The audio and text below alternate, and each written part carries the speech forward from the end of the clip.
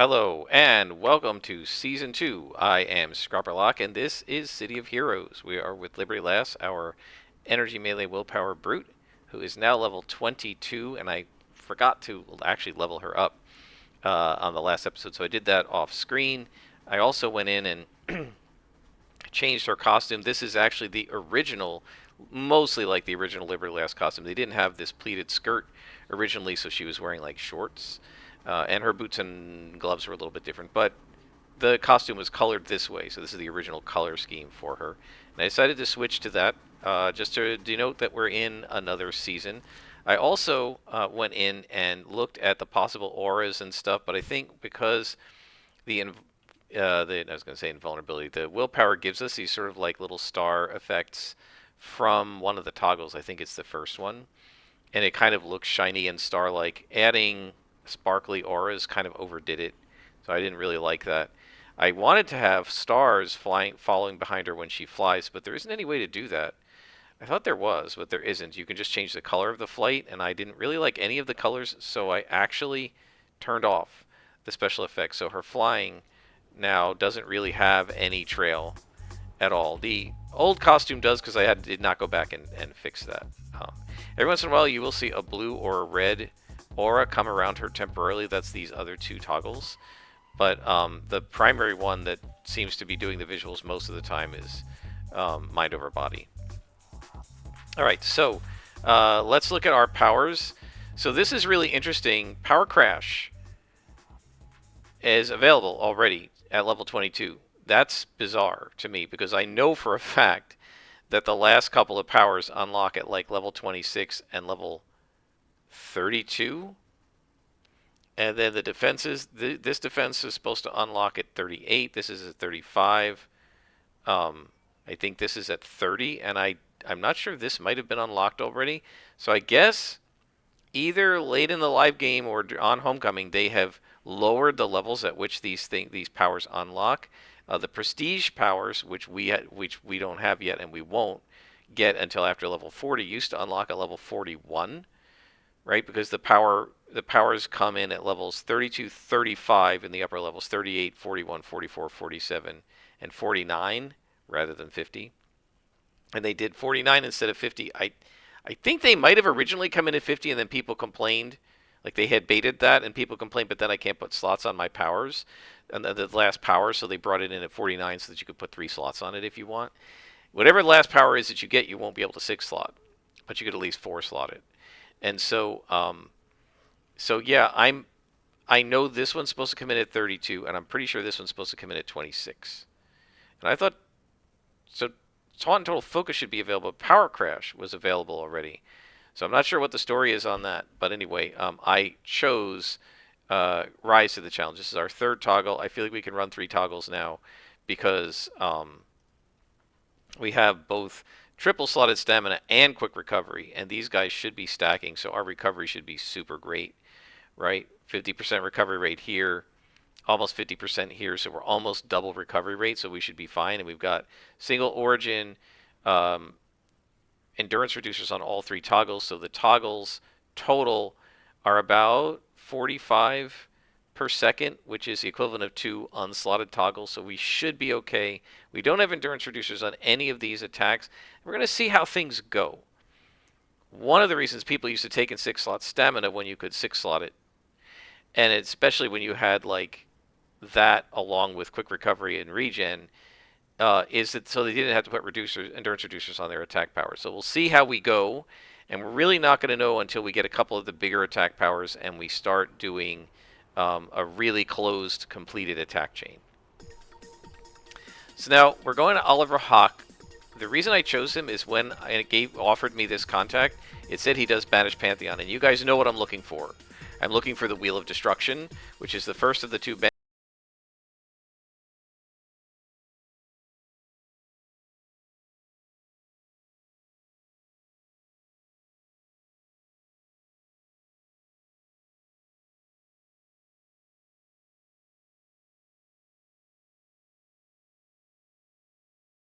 I've played them all a bunch of times, and I kind of know what they are, and you don't actually need to read the text to do the mission. By the way, This is something that people complained about early in the live game, maybe for a while in the live game. I don't think people, I don't think a lot of people grumbled about it in beta, because mostly in beta we were playing the low level missions, and we knew they were like tutorial stuff just to teach you the game. But what people noticed after they'd played the game for a while is you can literally take missions and just go in and just beat up enemies and rescue innocent people if they're there. And when the game first came out originally, no, you didn't lead people out. There were no escort missions. Those came later, like in City of Villains, when City of Villains came out, I think. And then they sort of back ended them into City of Heroes, but there were no escort missions. The only options were defeat everybody, defeat a boss, click glowies, and rescue hostages, and they just vanished after you rescued them. And so what people realized is you don't actually have to read the mission text for almost any mission. You just go in, attack the nearest targets until you take them out, click on any glowies you see, and just by attacking targets, you're going to free the hostages, and if there's a boss, you defeat him, right?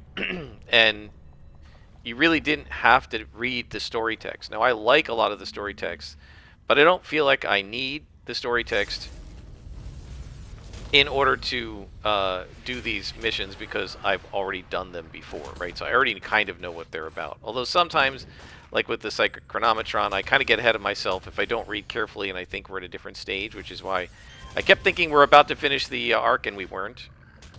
Now, these enemies, these guys are the Banished Pantheon. This is probably my favorite faction in the game. Some of them are undead, so we don't have to even worry about whether we're killing or not, because they're undead.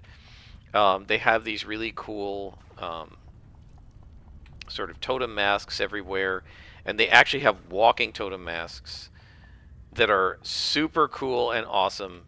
The lieutenants are interesting and challenging to fight if you don't get them the right way. They can be a little frustrating. The ones that put out Hurricane are frustrating for melee characters, but overall I find these enemies fun to fight, and I really like battling the Banished Pantheon, and they have the coolest lore in the game. Right, this is the story of the Banished Pantheon. I'm going to go ahead and spoil it, so maybe mute this for a little while. The story of the Banished Pantheon is that they were a group of gods who were evil or whatever, and they got banished from our dimension, and now they're trying to come back. So it's pretty cool, and I really like them. And the Wheel of Destruction and Scroll of Tieleku story arcs, I probably will read all the text of those with you guys, even though I don't normally do that, because I just love that story. I feel like those are the two best story arcs, just in terms of the narrative, the best story arcs in the game. And I really like the origin of the Banished Pantheon and all of that. I just think it's really cool. So, so let's go up. We got to beat these guys up really fast if we can. Yeah, I missed him. So now what we have to do is avoid him and attack him with a little bit of range attacks we have, because what happens is, let me show you guys. So you see 65%. If we stand in the Hurricane and try to punch him, we're down to 28% chance to hit. Right? Now some of that's that he's above our level, but a lot of it is just the debuff of the Hurricane. And since it's a toggle, he never has to turn it off. So what you really want to do is try to mez this guy as fast as possible. And I was not able to do that. I tried, but when I ran in, I guess I didn't click the power right or whatever. One thing I actually do need to do, I forgot something. I forgot to turn our missions to level +1. So we definitely need to do that, because otherwise it's going to be too easy. These orange guys, as you can see, are a good power level for us. So each of these shamans has an ability. The Death Shaman can summon corpses, and I've tested this. There isn't any way, even with an instant mez from range or whatever, there's no way to stop them from summoning. They just, if you hit them, they will automatically summon these dry husks. That's fine. They're not really much of a challenge, so we can just take them out easily enough. They have the storm shamans that summon the tornadoes or the hurricanes. Those are the most frustrating ones, I guess. And then they have avalanche shamans, which do like earth powers. So it's pretty cool. They have all these different types of lieutenants that have different effects. I love a lot of the decor here. This really does look like some sort of an evil ritual with skulls and candles and this mask that looks like it's screaming. And so, yeah, it's a pretty cool. This is a very cool faction, and they're my favorite to fight. And they have the two best, as I said, story arcs in the game, which hopefully we'll get on. So I think the first one, the Wheel of Destruction, is a level 20 to 25 story arc, or 20 to 24 story arc, whatever. And then the I think the Scroll of Tieleku, which follows it, is like the sequel to it, is 25 to 29. But don't quote me on that. They might both be below level 25. So once I get into this level range, what I always try to do is go to the context that I think will give me the Wheel of Destruction story arc, and I do everything I can to get on that story arc. And then I go to the context that I think will give me Scroll of Tieleku, and I do everything I can to get on the scroll. Now, my recollection is when we did this with Silver Phoenix, that it was Miriam Bleckel, or whatever her name is, who gave me the scroll story arc. She's not one of my contacts right now. But the thing is, often you have a choice of contacts, and so it's like I think there's more than one contact in the game that can give out each story arc, but they make sure that you get a contact that will give out each story arc one way or the other, even though you can get different contacts, if that makes sense. Right, so there's contacts 1 through 10, and you're going to either take contact 1 or 2, and whichever one you take will probably give you Scroll of Tieleku, right? Do we have a boss here? Yeah. So this is the floating mask boss. So these are really interesting. These guys, some of them are very hard to hit, but right now that we have 95% because we're buffed with our build-up. So we'll see what happens after build-up is done. So the build-up is done. Base to hit on them is 60%. You can see 69% when we have our enhancements.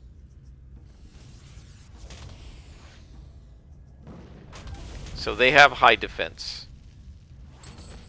I think the whole idea is that because they're small, right, they're harder to hit. Makes sense? And they're also floating, I guess, which supposedly would make them harder to hit. So here's our victim, Marion Ford. She gave us a clue. I've seen a lot of horrible things since I started this investigation. The Banished Pantheon cult, they're inhuman. They worship some kind of godlike beings. Horrible prehistoric entities that feed on pain. This is a very... I know why I like this so much. Even though I had never read any of his stories when I first played City of Heroes, because I've only started reading his stories in the last couple of years, this is very Lovecraftian. This is a very cosmic horror, Lovecraftian, outer gods type of idea. And I think that's... there's just something about that type of thing that I find very creepy and interesting and engaging, and I love reading stories about that. And that's why I think I like this story arc so much. Even though it's strict superhero stuff, there's a little bit of cosmic horror, a little bit of Lovecraftian stuff in the Banished Pantheon, and I very much like that.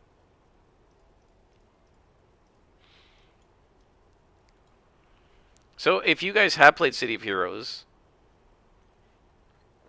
and played through the story arcs and stuff, feel free to leave your comments below. What are your favorite story arcs? Which ones do you like the best? A lot of people like the Fault Line story. I do like that one a lot, the one we just did, because I love the whole fact that Fault Line was a hero and then the time travel turned him into a villain. That was really cool. I'm not normally a fan of time travel stories because oftentimes people get them wrong, and I'm not sure they necessarily got this one right, but I just thought it was a cool, very comic booky kind of thing. And here we go with the Wheel of Destruction. So this is a bug. Homecoming still hasn't fixed this. And I reported this when it happened to me. I wasn't sure what happened, and people who watched the Silver Phoenix videos said, no, you're not wrong, you're correct, this is what happened. Because I had been, like, not playing back-to-back, and I'd been switching characters and stuff. This is bugged on Rebirth as well, but it doesn't tell you you're getting on the Wheel of Destruction on Rebirth ahead of time. The Wheel of Destruction, we didn't do that story arc yet. We're not on that story arc, right? He would have a little book icon if we were, and we would have a clue, but we don't, right? So that part felt like the first part of the Wheel of Destruction, but it's not, because there is a Wheel of Destruction Part 1, and instead it starts with the Wheel of Destruction Part 2. The warriors are at it again. They broke it into a warehouse. And so what happens is you get the parts of Wheel of Destruction out of order. This didn't happen in live, I don't think. Somebody check me on that. Has it always been bugged, or is this just something that happened later during live? Like, was it this way even at launch? Because this is an original story arc. So was it that way from like beta? In the original version of the game, and when I say original, like pre-City of Villains, they didn't have these little things that told you what parts you were on. You got on the story arc and you couldn't tell which mission was part of the story arc. Often the content gave you the same enemies, like warriors or whatever, for 2 different missions, so you didn't know which one it is.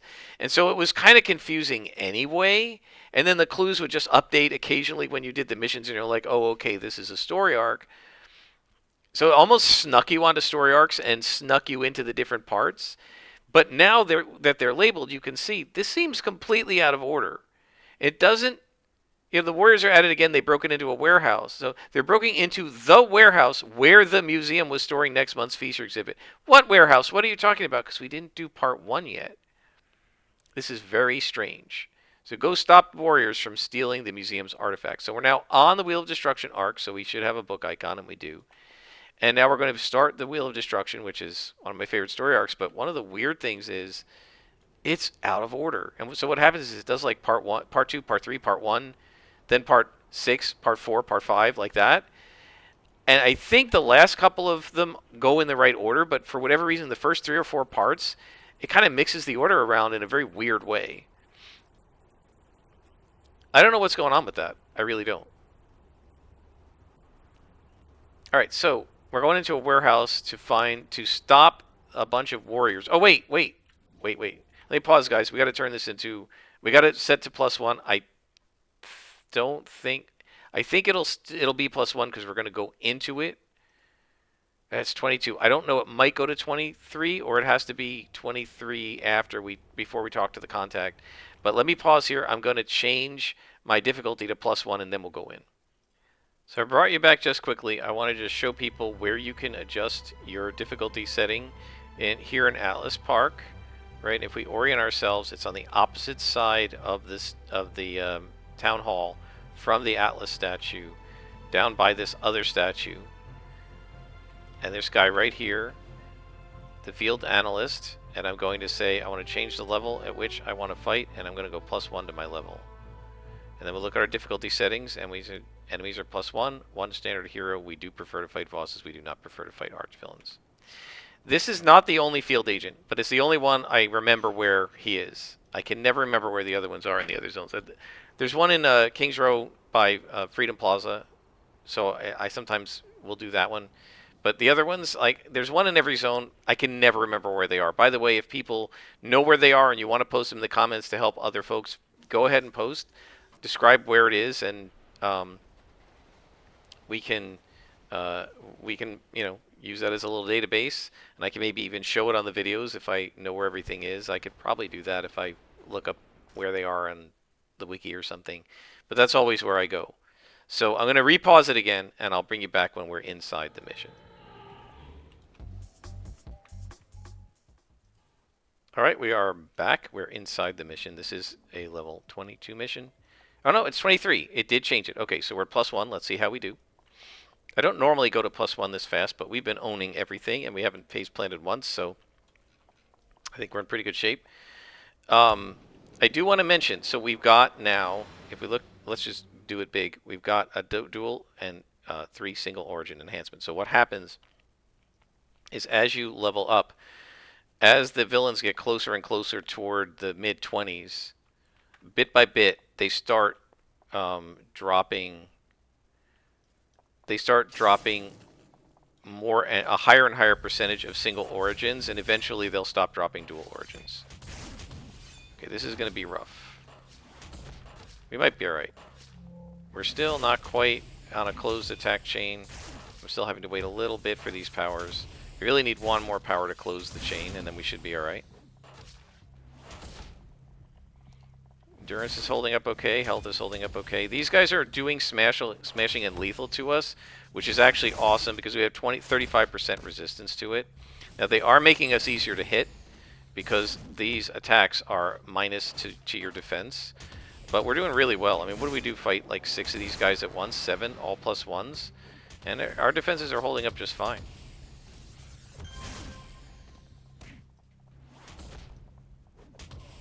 That is what it's like to be a brute. That is awesome. Look how high our fury went.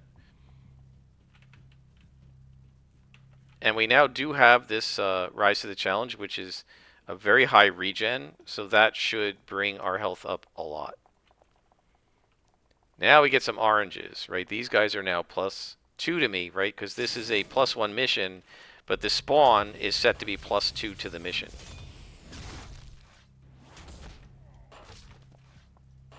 The other thing I want to say is keep an eye on the enhancements, right? We've got mostly magic here.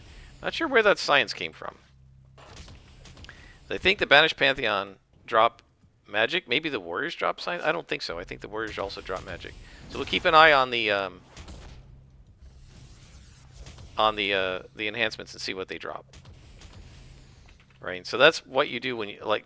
You can look it up, but what I usually do is I remember a lot of them. I sometimes get them wrong. But I mean, for years I thought the Devouring Earth would drop magic. They drop science. I don't know why I thought they were magical. And we haven't met the Devouring Earth yet. They're sort of like Ents. They're sort of evil Ents. They're like evil plant creatures. Sentient plants. A pretty interesting faction, though they have some very annoying lieutenants. We'll talk about that when we get to them. Usually they come in after level 25. So we are trying to find an artifact. Oh, a red lieutenant, so this should be an interesting fight.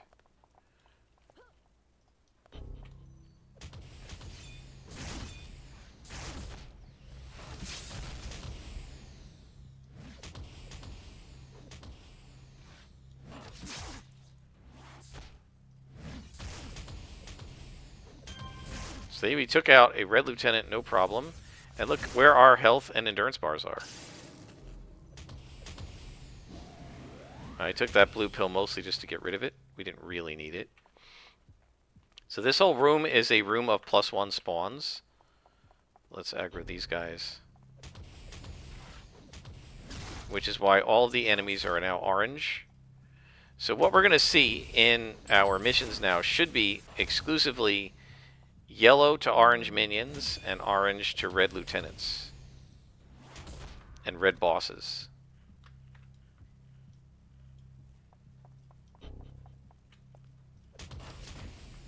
Oh man, there's 2 lieutenants here. Alright, I'm going to take a luck and an accuracy just to make sure I hit. Yeah, because I'm going to aggro that other guy. Yeah, here he comes. So this is where it gets hard, right? When you're fighting 2 red guys. No problem in the 30s. It's a little bit rough in level 22. Because you don't have all your enhancements in yet, because you don't have all the slots. And these guys do quite a bit of damage. Yeah, he's really getting me. All right, so two red lieutenants at level 22 is pushing it. He did get our Fury bar up nice and high, though. Had to use the inspirations, but we did alright.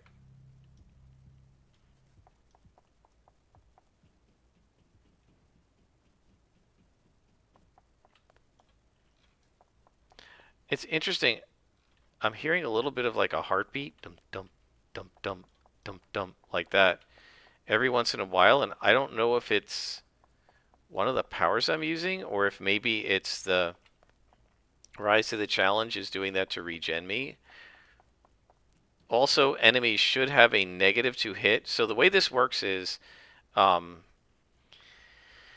when you're surrounded by foes, your ability to regenerate health increases. Additionally, your resolve to look them in the eye and leave them shaken makes your attacks less accurate, right? So for each enemy that surrounds us, our regen happens faster.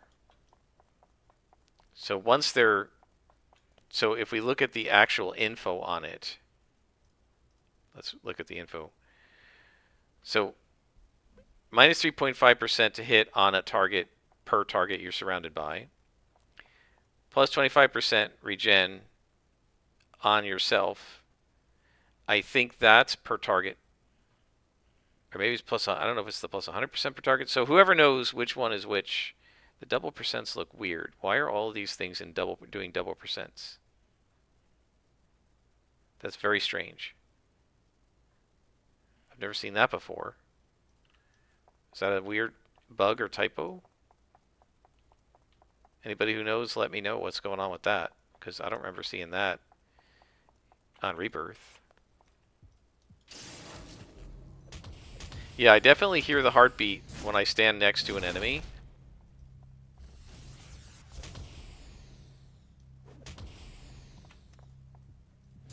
So it's probably too soft for you guys to hear it, but I wonder if that's the rise to the challenge, and then we pull away from him. Does it fade? Yeah, and it just faded. So that must be it. Interesting.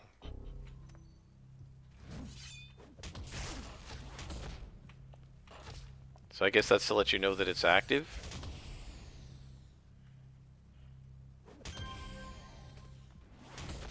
So what you're seeing here is it's stacking, right?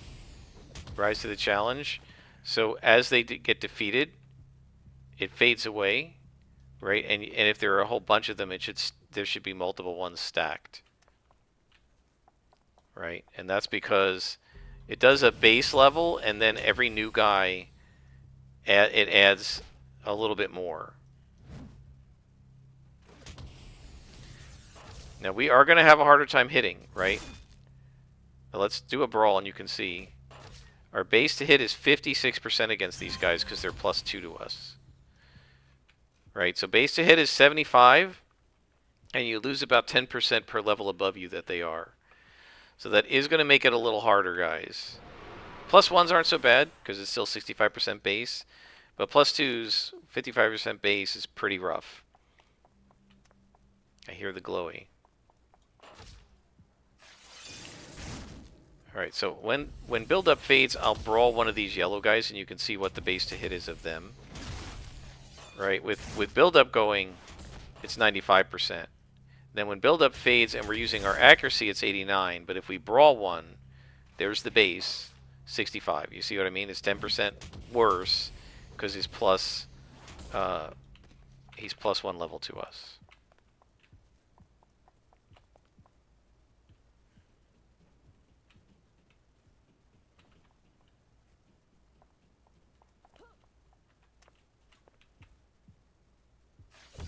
You see how we have triple stack of it now because we have 2 guys.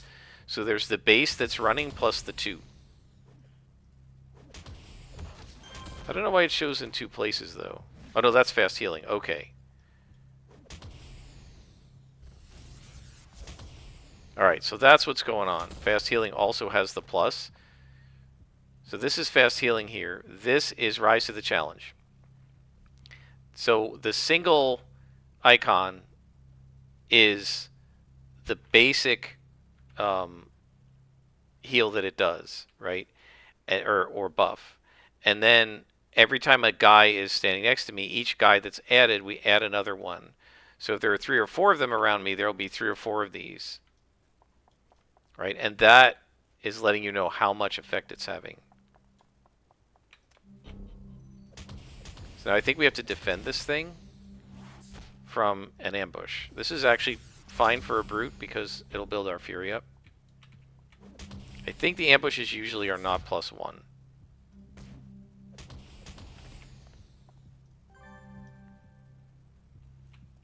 Oh no, they're not. I guess they're not attacking? I thought it was being ambushed.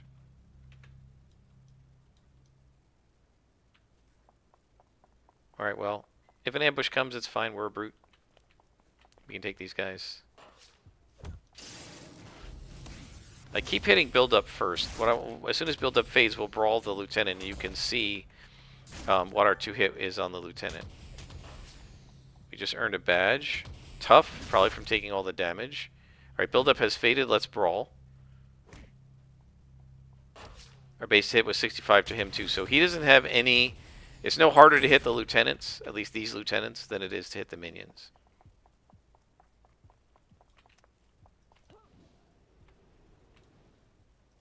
I love being able to fly, and I love when the flight is going faster. All right, there's the boss. Let's start with the minion and get rid of him. We're lucky that the boss is only +1. +2 bosses are going to be really rough, even for this character, and she's pretty good.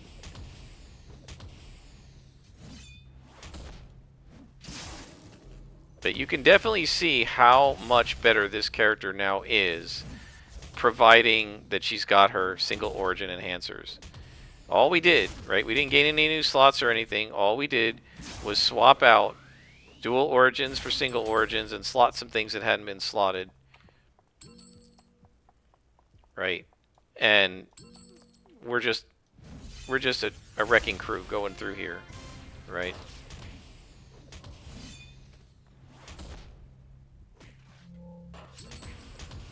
Another thing that people said was when you're doing like +1 missions and stuff, when they put the difficulty slider out, what we said was you should get like a higher proportion of influence to XP because, in other words, your rep should go up because you're fighting things higher than you, and that should give you more influence, but they never did that either. There are lots of suggestions we made in the day, back in the day, that I thought were good suggestions and made logical sense that the developers never went with. All right, so that takes care of that. And now you see, this is part 1. One of my heroes found this broken piece of stone while he was stopping a banished Pantheon plot. It looks familiar. Can you take it to Azuria? I'd like to ask her opinion. Right? That is, like, we should have done that first. So I don't know why it's so off like that. But we'll go and take this to Azuria. So again, to orient you, this is the natural shop. By the way, another shop on this road right here, this is the science shop. It's one of the reasons a lot of people like to shop in Talos Island, because other than mutation, which I think is over there, all the shops are like on the same street, and they're really easy to get to, and mutation's not that far away. It's right here, and then the tech is on the other side of the zone. Right, so biotechniques is mutation. And then the tech shop is across the zone. So it's way over there. So that's the only one. But you can get to especially science, magic, natural, and trainers all in the same place, which a lot of people really like. And I didn't show you guys this, but the luminary here, she's the level trainer, so when you level up. Alright, let's head to Atlas Park and deliver the artifact to Azuria. This isn't the artifact we just got. This is the artifact that our contact handed us while we were on the phone. Again, it's sort of weird. These contacts, back when the game launched, did not give you their phone number that fast.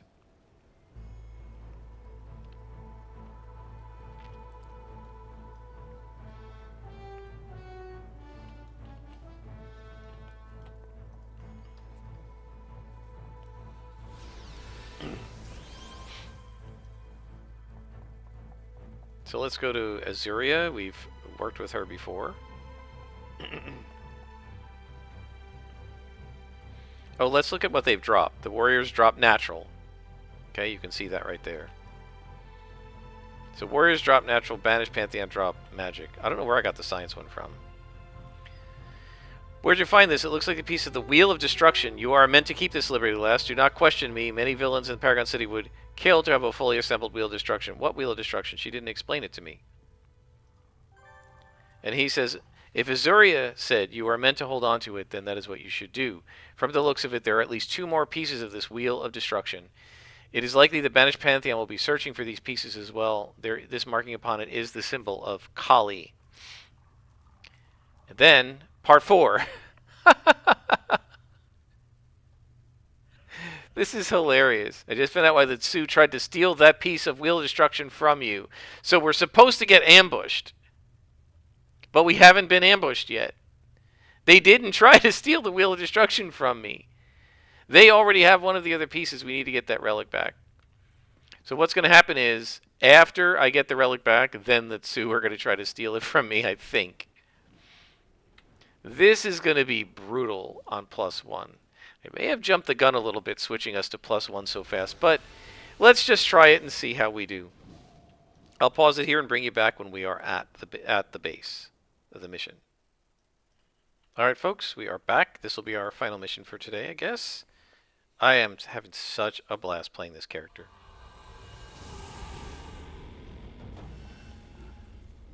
I missed Sea of Heroes, but I also missed playing Liberty Lass. I always really liked her. She's one of my original characters. And look at this. They tell us already where the relic piece is. So now these guys... So I changed my kit. I added an extra luck. We don't need as much endurance. Our endurance has been holding up fine. And I added an extra 2 hit. The reason is that if we have to deal with +2 sorcerers, it's going to be really brutal. The Green Ink main shouldn't be so bad. We have a 7 mag defense. They use energy melee. Mine is better than yours, buddies.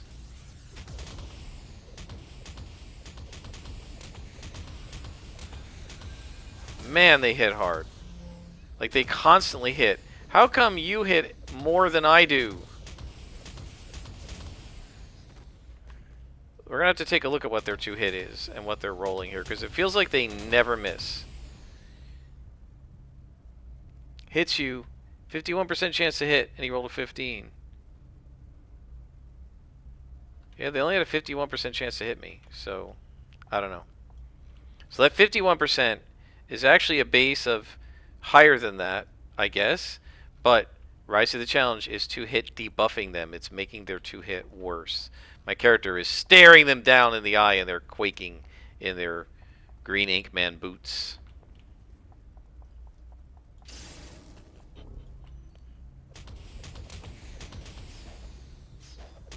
So much like a tank, an invulnerability tank or a brute, with the invincibility power where you kind of want them to surround you, the same thing is true with this character. You want them to surround you because it decreases everybody's chance to hit. So you get more powerful the more surrounded you are. Right? We get more of this stack.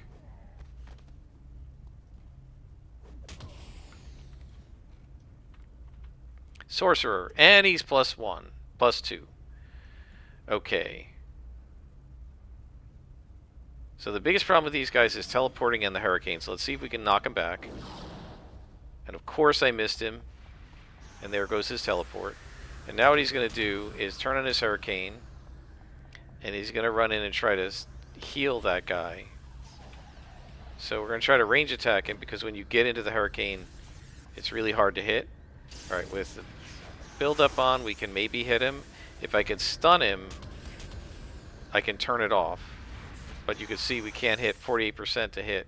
The thing is, this is what drives me nuts about City of Heroes, 48% chance to hit means you're going to whiff 5 times. Like, 48% chance to hit means if I swing 5 times, I should hit 2 or 3 times. But he's 2-hit debuffing me. You see 37%? So this is why I brought in the extra insights.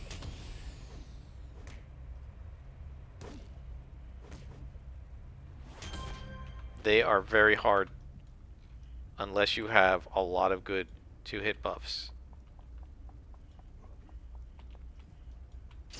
Right? They don't do anything to you. The sorcerers aren't going to take you out. They can't really do anything to you. But they're very hard to hit.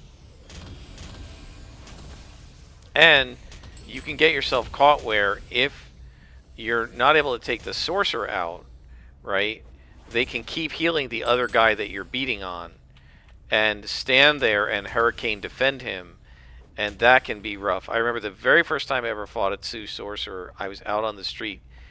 I attacked one of their ninjas. I don't remember which, one of their like martial arts guys. I don't remember which type. It wasn't Green Ink Men.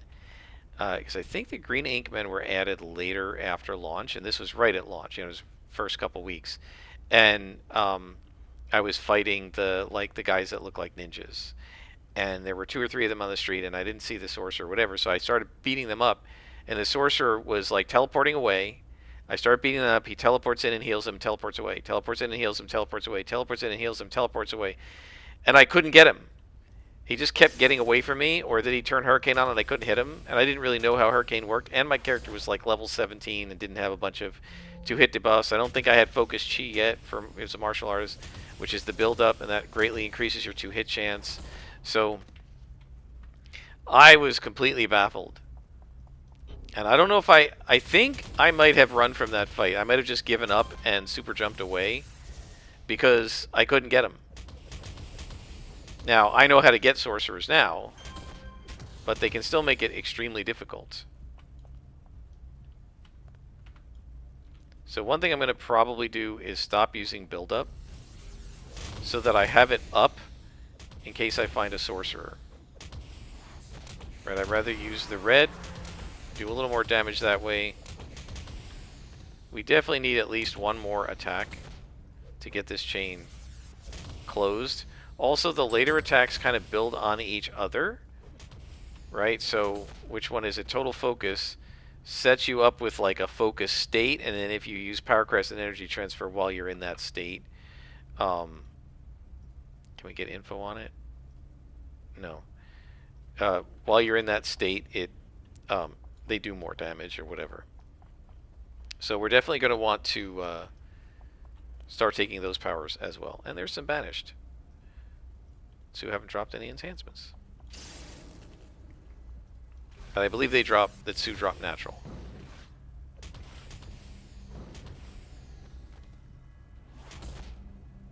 So the other thing is, the enemies will usually drop a single type of enhancement. They'll drop dual origins that overlap that type. So if it drops natural, it'll drop natural magic, natural, or natural tech.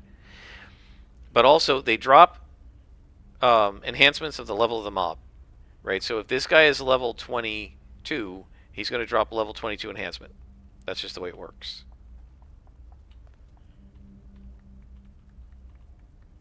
These guys are fighting with each other. Why are you fighting with each other? You're all banished Pantheon. Oh, Green Inkman is fighting. I see. I thought this was another banished.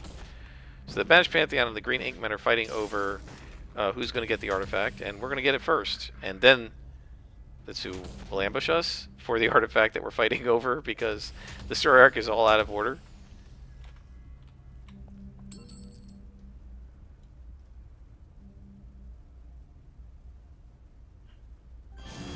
And we've leveled up, guys. We're level 23. That's excellent. We'll go and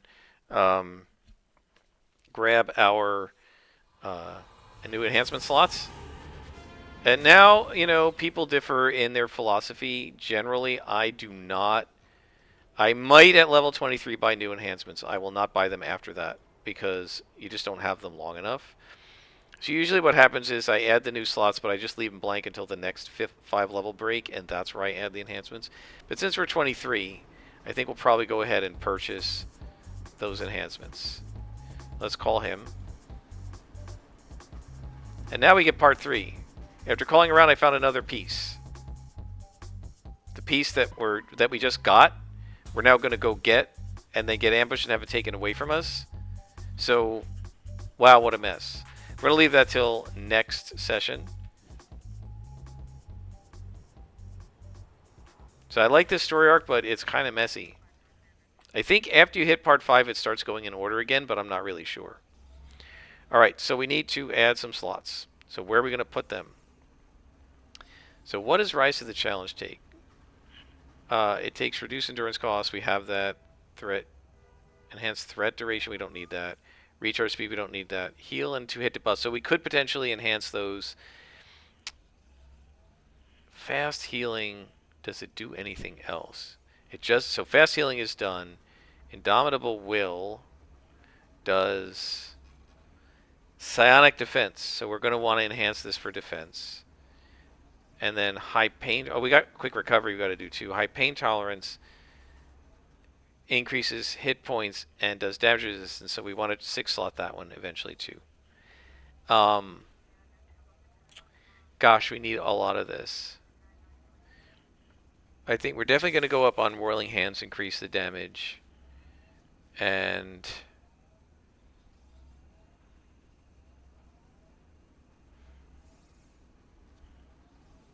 let's go ahead. Let's just focus on the attacks for now, because I think our defenses are holding up okay.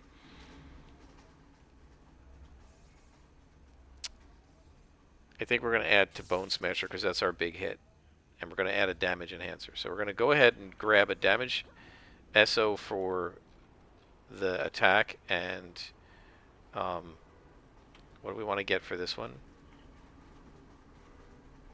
I guess we want damage for both. Actually, I might do an extra accuracy for the AoE. So one of the things is if we're doing +1s, it might be worth adding a second accuracy SO just to offset that. Not on every attack, but I think for the AoE it's worth it. Because you don't want to miss multiple guys, and you know, it takes an animation time and a bigger amount of endurance, so you want to go ahead and make sure you hit everybody in the AoE, right? Do we have anything to sell? We have so much salvage. I need to organize that. All right, so we're going to come down here into the SOs, and we're going to grab an extra damage, right? And an extra accuracy. And then we're going to come over here, and we're going to put the extra accuracy on this one, right? So it now is 1.7x accuracy, which is really good. And we'll put extra damage on here. Right, so this thing, if we only have, say, instead of, the math is a little bit different, but if we only have a 50%, 55% chance to hit, right, this will bump that up, right, by 0.7x. Right, so it'll bring it back up to like 80% to hit, and we can do that on everybody surrounding us, which is pretty good. All right, guys. Oh, our salvage is full. So the way to fix that is to go to the vault, and I think vault's still not working for me. Yeah, it just doesn't work for me, so I don't know why. You go to the vault, there's a bank here in Talos Island. Let me show you that so you can find it. And, you know, you just go to the vault and drag your salvage in there. So what I think I'm going to do is drag my orange salvage in there so I don't sell it accidentally. Oh, and one other thing I do want to go ahead and check this out. What's really cool is you can see your stats. I have defeated 1,723 enemies. I have been defeated 0 times. So that's how you know I didn't actually get face planted off screen. Nope. I inflicted 300,000 damage while taking 100,000. So I'm basically doing 3 times the damage that I'm taking. I haven't healed anybody. I haven't been held. I haven't been immobilized. I haven't been slept. I was stunned a little bit before my toggle came in. I've completed 103 missions. Wow. I haven't failed any, and I've got 137 reward merits. We've earned 237,000 XP, not had any debt. We created 1 invention, and we've collected 154 invention salvage and visited the top of Atlas's statue twice. Oh, so there's like a little count for that. We'll definitely want to visit him again. All right, so it's dark, which makes it a little hard to see. But let's go ahead and go to the vault. I think I can find it. It's where I remember.